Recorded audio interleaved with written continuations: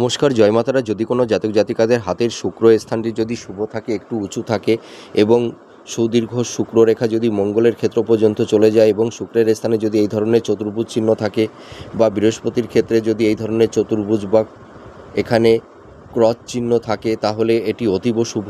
এবং হাতের ভাগ্যরেখাটি যদি শনির ক্ষেত্র পর্যন্ত এইভাবে চলে যায় এবং এই ভাগ্যরেখা থেকে যদি একটি বুধ রেখা এই বুধের ক্ষেত্র পর্যন্ত চলে যায় এবং এখানে এই বুধ রেখায় যদি এই ধরনের একটা চতুর্ভুজ চিহ্ন তৈরি হয়, তাহলে এরা বিশেষ করে বিজনেস পারপাসে প্রচুর গেনার হতে পারে। এরা বিজনেস করে প্রচুর অর্থ, ধন, সম্পদ, প্রপার্টির এরা মালিক হতে পারে এবং এদের একাধিক বিজনেসের সোর্স এদের তৈরি হয়ে যায় এবং এদের সোর্স ইনকাম বিভিন্ন জায়গা থেকে এদের আসে।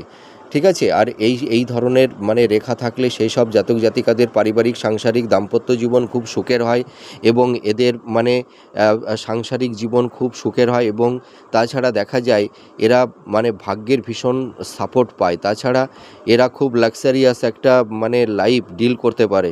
অর্থাৎ এইসব জাতক জাতিকারা এরা একটা হাই স্ট্যাটাস সোসাইটি এরা বিলং করতে পারে।